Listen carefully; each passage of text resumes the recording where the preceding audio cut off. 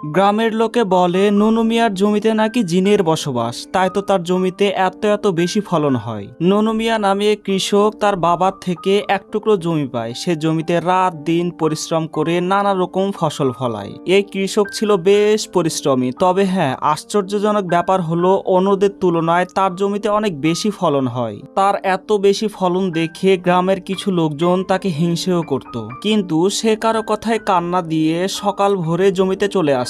সারাদিন জমিতে পানি দিত, জমিতে সার দিত, ঘাস পরিষ্কার করত, তারপর সন্ধ্যা হতে হতে আবার বাড়ি ফিরে যেত। এবারও সে ধার করে কিছু টমেটোর বীজ বপন করেছিল তার ছোট্ট এক টুকরো জমিতে, আর সেখান থেকে অনেক ভালো ফলন পেয়েছে। সে এবার চিন্তা করলো সামনের সপ্তাহে হাটে টমেটোগুলো নিয়ে যাবে, কারণ টমেটোগুলো অনেক পেকে গেছে। প্রতিদিনের মতো আজকেও সে টমেটো বাগানে পানি দিতে আসে। বাগানের মধ্যে ঢুকে তার চোখ একদম কপালে উঠে যায়।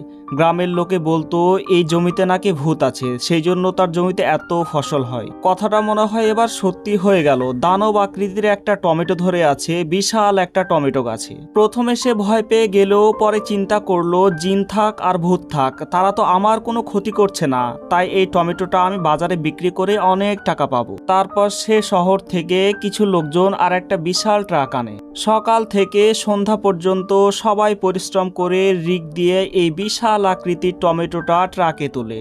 এলাকার অনেক লোকজন এই টমেটোর খবর পেয়ে ছুটে আসে সেই টমেটোটা দেখতে। তারপর সব লোকজনের দীর্ঘ সময়ের পরিশ্রম শেষে সেই টমেটোটা নিয়ে চলে যায় শহরে। এদিকে টমেটোর কথা শুনে এলাকার লোকজন বলাবলি শুরু করে এবার মনে হয় তার জমিতে সত্যি ভূতের আবর পড়েছে। এদিকে কৃষক তার সেই বিশাল আকৃতির টমেটো নিয়ে শহরে এসে নিলামে তুলে দেয়। পরদিন সকাল থেকে সন্ধ্যা পর্যন্ত সেই টমেটো নিলামে তোলা হয়। বিদেশ থেকে আসা কিছু লোকদের মধ্য থেকে একজন হোটেল ব্যবসায়ী এই টমেটোটা কিনে নেয়। দাম ধরা হয় ৩ টাকা। তারপর সেই কৃষক এতগুলো টাকা পেয়ে হাসি মুখে আবার গ্রামে ফিরে আসে এবং আরেক টুকরো জমি কিনে সেই জমিতে আবার ফসল ফলাতে শুরু করে। আর এরপর থেকেই কৃষকের জীবন সুখেই কাটতে থাকে।